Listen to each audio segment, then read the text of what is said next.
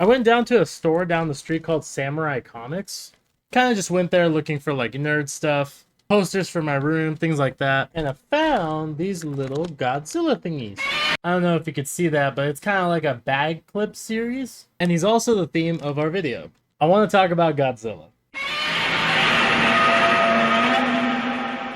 So the past year, I got a chance to go see Godzilla -1. This is technically my first ever Godzilla movie. But I've known about Godzilla throughout the years. I used to spend like countless hours playing Godzilla Destroy All Monsters Melee, which is honestly one of the best GameCube games ever. It is a ton of fun. But other than watching -1 just last year and playing the game as a kid, I kind of didn't really have a lot of knowledge about like Godzilla as a whole. But I'm starting to learn now, which is good. And that's kind of the theme of what we're going to do for these next couple of videos. I saw Godzilla -1 in theaters and oh my gosh, it freaking changed my life. It's unbelievable. I could go on multiple videos talking about Godzilla -1, but this one is going to be themed specifically on the first ever Godzilla movie. Specifically because after watching -1, I wanted to go through all of the original movies and start reviewing them and kind of giving my thoughts as a newer fan to the whole Godzilla universe, which is what we're going to do today.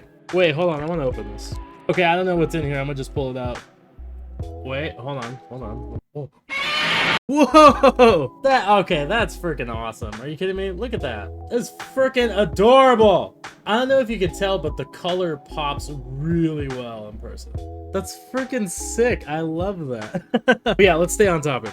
So I started watching this original Godzilla a couple days ago, but I didn't finish it, so I'm gonna finish the rest of it right now and then come back with my thoughts. So yeah, let me go do that real quick and I'll be right back.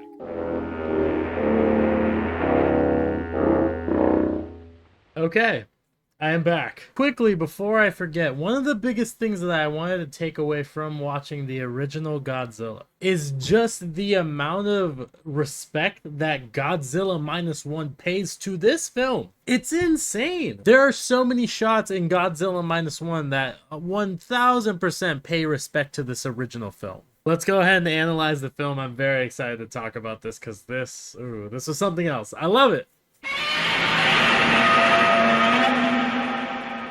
So, only having Godzilla -1 being the only other film that I've seen besides now this one, I will say that this movie did a really good job at making you like the human characters right away. Everybody kind of carried themselves with a little bit of class, you know, you can tell that they are very good. Whatever they did it like 100%. For 1954, the effects in this movie look good. There are multiple moments where, yeah, you can clearly tell that there are pieces that are like miniature and stuff like that, but it's still held up so well because they managed to really keep a lot of the emotion intact with just like the music, the sound effects, the like devastation that just happens in this movie as a whole. They do it so well, and it's just so impressive to me.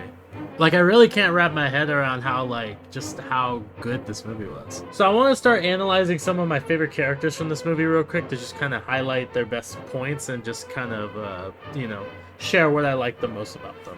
Obviously, Godzilla's going to be a favorite character, duh, but I want to talk about some of the human characters because they were very good too. Yohei was a character that I liked right away because I really liked just how much he really cared about Godzilla. The first thing that you start seeing from him is almost, hey, let's not kill him right away feeling, more of like, let's research Godzilla. When I saw -1, the big narrative was, let's defeat Godzilla.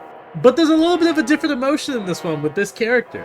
And they portray this right away when Kyohei discovers an extinct insect under Godzilla's like footprint, which kind of basically solidifies that he's aware that Godzilla kind of comes from like the Jurassic period, and it immediately sparks this interest of, let's not kill him, let's research him. Which I think is actually pretty cool for a character, you know? Taking all this like horror and devastation of, oh my god, we have this big thing that could kill us. He doesn't care, which I think is funny. But it's also very noble because it just also throws that other emotion into play. It's not all just like hatred towards the unknown. It's this like other voice saying like, you know, let's learn instead of destroy. which is why I like Kyohei a lot. I think he's a pretty damn decent character. He's good. He doesn't have a lot of lines in the movie, but the ones that he does have, he's going through some things. It's rough. But yeah, very good character. I thought he was pretty crucial to the story. Very good. Seizawa is another character that I wanted to highlight real quick. I love a good mad scientist in a movie. Frankenstein, Dr. Nefaria. I love a good mad scientist. We don't get to see him for most of the movie. We see him at the beginning and at the end, which I think is good. That kind of gives his character a little bit more of a mystery throughout most of the movie. But I really like just how crucial this man was to the movie in the little time that he was in it. His research that he was willing to destroy in order to, once convinced, defeat Godzilla, showed me everything I needed to know about him. He knew that he was messing with dangerous things. He discovered this thing with hydrogen and all that. But you see this incredible moment where he reacts to a choir on the TV after the devastation of Godzilla's first attack. That just kind of invokes this emotion out of him. This strange realization of oh my goodness, I'm sitting on this information that could be devastating to the world, but I'm also witnessing something that could be, if not worse, or just the equivalent. And I think that really puts him in a place where he kind of realizes that he can either be a very noble piece to this part of history or a very deadly piece, which I think is amazing. Like I said, he's not really in this movie that long, but he does a really good job while he's in it. Mad scientist discovering all this work in secret. Could be good, could be bad. One of my favorite things in the movie, and they do it so well. Yes, very good character. Love it. Now we're going to continue on to my favorite shots of the movie. Scenes that I thought were just stood out very well, or specific stills that just really brought me in. So let's move on to that. This was the first shot that really got my attention.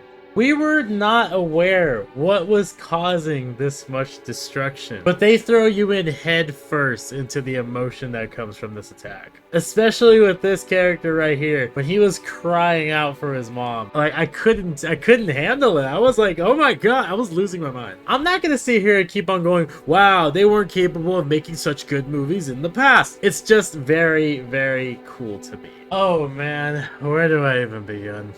They spend about 20 minutes of this movie building up what Godzilla is, but they never show him. Not until this moment, and they do it perfectly. Now, this movie is not a horror movie, but I will say the moment I saw the back of his body, I got a little nervous because they build it up really well. A bell gets rung, they run to the top of the hill. Kyohei is I swear I saw something. I saw a big old monster, and then you just get that insane reveal. The teeth, the mouth, everything. It's so cool. The moment they even see an inch of Godzilla, they all back up and they're whoa, whoa, whoa, we got a problem. And I think that's awesome. I think that's the perfect emotion. I'm sure our emotions would be 10 times worse than that. But they really capture that, oh shoot, it's real moment, which I love. This is probably one of my favorite shots of the movie. And we have the first time Godzilla starts beating up a city. In this scene, you could see him chomping on trains, squishing buildings, knocking stuff out with his tail. But I really like this from below perspective that we get, just to kind of show how big Godzilla really is. We get shots from far away up top where you can see the whole city, you can see him walking towards power lines, but a lot of these from below shots really just show a lot more detail. There's parts where he kind of waddles around, but then there's other parts where he just looks like a freaking demon, and it's great. This whole scene was awesome, but when he chomped on the train, very nice. Also, a quick shout out to this reporter in this scene, also being in the atmosphere of -1. So cool, adds so much tension. I love it. I love it. So awesome. Oh my god, the choir scene. This scene, could be in modern movies now. It shows the characters, the severity of the situation, but also, the hope. Mr. Mad Scientist obviously starts to gain sympathy for the people on whether he should use his scary work in order to save everybody. But it also really reels you in for a second to just kind of show just how much everybody wants to live, how much everybody wants Godzilla to not be a problem, and just how much humanity wants to persist. And I just think this scene is just so important. There's moments where we feel the lows, the highs, everything, but this one really just, like, you get very in tuned with this scene. It's like this whole thing, and yeah, I like it. I think it's very important, and this shot was so necessary for the movie. The underwater sequences are really cool. They're a little depressing. They're a little sad. Having to see Godzilla and his little sanctuary be interrupted by these boys, I'm a little mad, but hey, how else are they gonna do it? Like, come on. Just seeing him just like kind of lurk on the bottom of the ocean, just like, this is my spot, why are you here? Why are you here? It's sad to me for some reason. But yeah, very good, very awesome. This whole underwater sequence is fantastic. And also, quick point, why does Godzilla's skull look like a walnut? Did it have to look like a walnut? Overall, this movie really does a good job at reeling you in with the emotion through the characters, through Godzilla, through everything as a whole. It does a fantastic job at its pacing. The build-up to Godzilla's like actual face reveal is really good. Everything about it was just really good to me. I enjoyed this couple and like everything involving their part in the movie. My only peeve about it is that they were a little too happy for everything that was going on. The guy always seemed like he kind of was a little nonchalant about Godzilla until the very end. That was my only critique, was that he just seemed like he didn't care. Also, I love a good reprise. I like that they consistently use this specific theme when the military goes to attack Godzilla. I think that's so cool because like some of the past like movies that I've seen where they use like big monsters and things like that, they tend to make like the music so dynamic and so different all throughout the movie. But I think a reprise really does really well. Like every time we see a big character return to the screen, bringing back an iconic like soundtrack and things like that, I think it just really helps keep you like in the circle that is the movie. This soundtrack is really awesome. It has a lot of highlights, especially in parts where you could see a lot of very sad human emotion. You could definitely feel that, like, you know, the strings kind of like connect to you as you're watching. Just everybody just feel that gloom of, are we going to make it through this or not? So, to conclude, I am going to be going through all the Godzilla movies throughout the year, starting from the original all the way up to the most recent. And I'm really excited to hopefully make a video on every single one. I don't want to be one of those people that's going to be like, the original's unbeatable. But this original, very good. A fantastic concept for a film.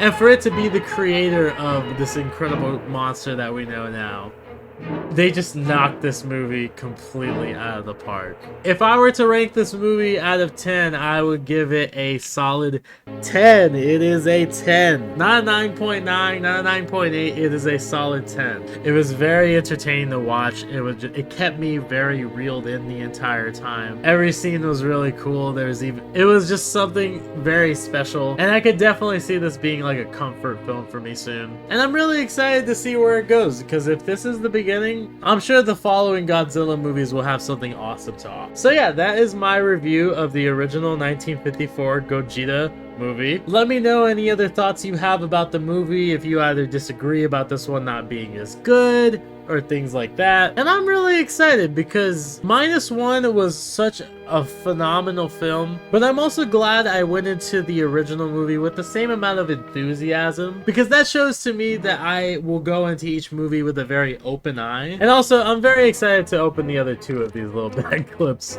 So I'm gonna get started on the next video soon once I start the next movie. Thank you very much for watching this. I really appreciate it. As I said before, I am a new Godzilla fan, but I'm very excited to kind of like, you know, get this out there. Hopefully meet some other fans of Godzilla in general, have that conversation about just why these movies are so great. Thank you very much for watching, and I will see you guys again very soon.